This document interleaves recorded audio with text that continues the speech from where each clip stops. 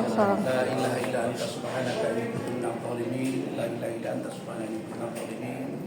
La ilaha illa anta subhanaka inni kuntu minadh dhalimin. Selamat sore. Di sebelah kiri saya Saudara Rahmat Riyadi SMA, kemudian Ketua DPD Pradi Bersatu Provinsi Banten, Bung Toto Advokat ya.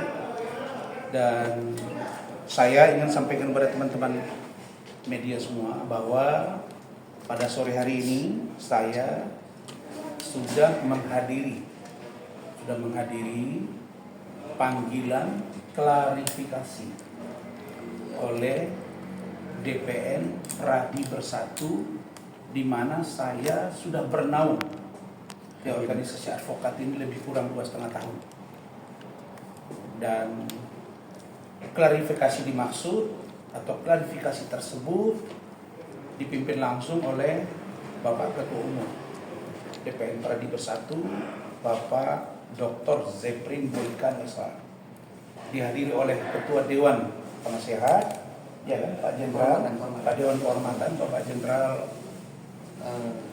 Pak Zainal, kemudian dihadiri Ketua Dewan Pengawas, Bapak Lukas, kemudian Dewan Pembina, kemudian Sekjen DPN Pradi Bersatu, Bapak Ajay Darmawan Dipakusuma, Wakil Ketua Umum DPN Pradi Bersatu, Bapak Lesuman SMH, dan jajaran pengurus yang lain, termasuk dihadiri oleh Pak Ketua DPD Banten.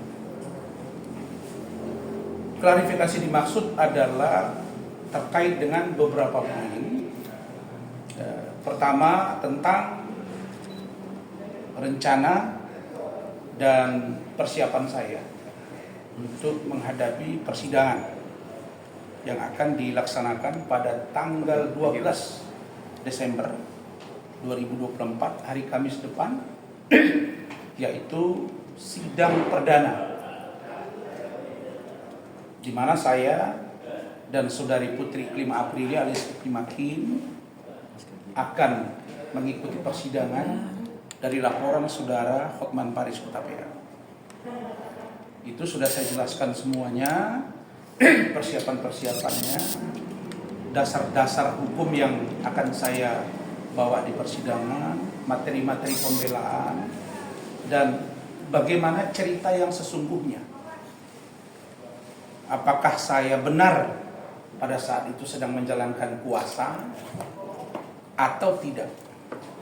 Rentang waktunya atau medio ini maksudnya rentang waktunya pada bulan berapa sampai bulan berapa, surat pernyataan seperti apa, surat kuasa khusus seperti apa, kemudian chattingan-chattingan. Dan ini bersifat organisatoris, yaitu bersifat rahasia di dalam. Kecuali nanti di persidangan akan kita ungkap. Itu nanti DPN Pradi Bersatu insya Allah akan menerbitkan surat terkait hal ini. Yang kedua, terkait dengan kasus Nikita Mirzani yang saya laporkan. Dalam hal ini akunnya, akun Nikita Mirzani Mawardi _172, dan akun TikTok Nikita Mirzani Mawardi _173, atau ada juga yang tidak memiliki underscore ya, langsung Nikita Mirzani Mawardi. Itu juga ditanya, saya jelaskan semua, termasuk saya memperlihatkan postingan-postingan di story saudari yang memiliki akun Nikita Mirzani Mawardi _172. Maksudnya apa? Karena saya juga dalam posisi ini dilaporkan oleh saudari Nikita Mirzani dan teman-teman pengacara lain. Jadi saya juga memaparkan bahwa saya sedang menjalankan kuasa, tapi saya dilaporkan. Nah, biarlah nanti DPN Pradi Bersatu, Dewan Kehormatan, Dewan Pengawas, Dewan Pembina, pengurus harian dari ketum, waketum sampai sekjen dan DPD yang akan menilai. Baru yang terakhir tentang beredarnya video antara saya dengan seseorang yang saya sudah lupa namanya. Dan saya tidak pernah ketemu anak itu. Saya tidak tahu dia siapa. Dia menghubungi saya dari pagi sampai ke malam. Dan itu memang di kediaman saya sudah katakan saya biasa tidak pakai baju, dan Rahmat juga tahu itu. Dan itu juga kita rekam dan sudah kita berikan datanya kepada DPN Pradi Bersatu. Satu yang pasti saya sampaikan bahwa di luar anak itu tidak saya kenal, saya tidak menerima kuasa dari anak tersebut. Tidak pernah menerima kuasa lisan dan tertulis. Kalau ada surat kuasa dari anak itu kepada saya, terus saya membarternya dengan menyuruh dia macam-macam buka baju dan lain sebagainya, maka bukan saya diberhentikan, saya akan berhenti dari pengacara. Itulah sikap saya, sama seperti dulu kalimat saya ketika saya dituduh ijazah palsu. Kalau saya ternyata dapat dibuktikan bersalah dalam surat menyurat hal ini ijazah palsu, maka saya akan berhenti sebagai pengacara, bukan saja dipecat. Sama halnya dengan kasus ini. Jadi saya menduga anak ini memang sengaja menjebak saya disuruh. Dan saya juga merekam itu. Jadi itu sudah kami posting, saya jelaskan semuanya tadi. Dan salah satu barang bukti saya ke penyidik di Polres Metro Jakarta Selatan ketika melaporkan Nikita Mirzani adalah postingan itu. Karena dia menyebar, mentransmisi di Instagram dia.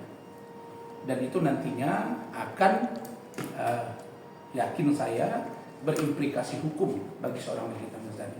Saya kira itu saja tadi, yang 3 poin itu tadi ya Pak ya. Siap. Hanya itu saja, dan kita persilahkan jajaran kehormatan, jajaran penasehat, jajaran pengawas, jajaran pembina, pengurus mulai dari ketum sampai dengan jajaran terbawah untuk merumuskan, merapatkannya. Silakan saudara-saudara nanti tanya, mungkin setelah ini beliau tersebut akan keluar memberikan pernyataan. Tapi saya jujur, saya appreciate, saya sangat menghargai dan menghormati DPN Pradi Bersatu yang sangat-sangat menurut saya qualified dari segi penataan organisasi, dari segi pertanyaan kepada saya, dari segi pendekatan hukum. Mereka benar-benar menempatkan lawyer itu sesuai dengan fungsi. Mereka benar-benar menempatkan lawyer itu sebagai anggota sesuai dengan tempatnya. Jadi semuanya dijelaskan dengan utuh. Tidak bela saya, tidak juga bela pelapor.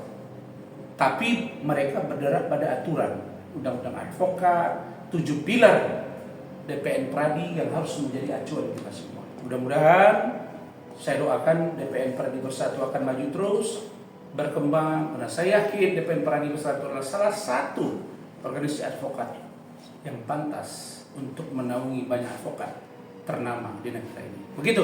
Terima kasih. Cukup ya, Bang. Yang tanggal 2 sendiri abang akan hadir nggak bang? Apa? Yang tanggal 2 sendiri atas Hotman Paris itu akan datang nggak? Akan datang. Saya akan datang. Saya sudah tunjuk untuk pimpinan timnya itu Saudara Lecumana dan sekretaris timnya Saudara Rahmat.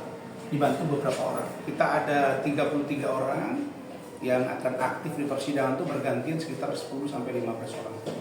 Begitu. Nanti bisa dilihat di persidangan. Saya undang teman-teman media hari Kamis tanggal 12 Desember pukul 10 pagi. Di undangan itu tanggal pukul 13, tapi setelah koordinasi tadi dengan JPU itu dipercepat di jam 10 pagi hari Kamis. Begitu. Kalau ikut hadir akan hadir bang? Apa? Kelima. Pasti ada. Karena dia dengan saya kan.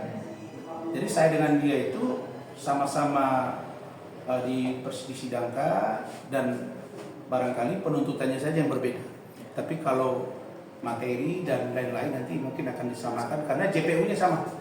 JPU Iklim Hakim dengan JPU saya sama dan persidangan serta jam dan harinya juga sama. Bang, balik lagi Begitu. soal panggilan abang ke Pradi Bersatu ini, konteksnya ini video yang lama atau video yang gimana bang? Semuanya. Ada tentang Iklim Hakim, ada tentang laporan terhadap Nikita Mirzani, ada tentang video 33.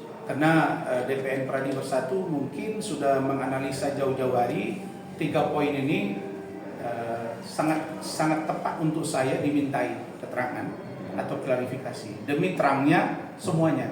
Jadi saya lagi suka begini, jangan seperti saya yang lama tiba-tiba katanya pecat, kalau saya sudah mundur tiba-tiba laporkan saya sebelum keluar SP3 cabut duluan laporannya, kan aneh gitu.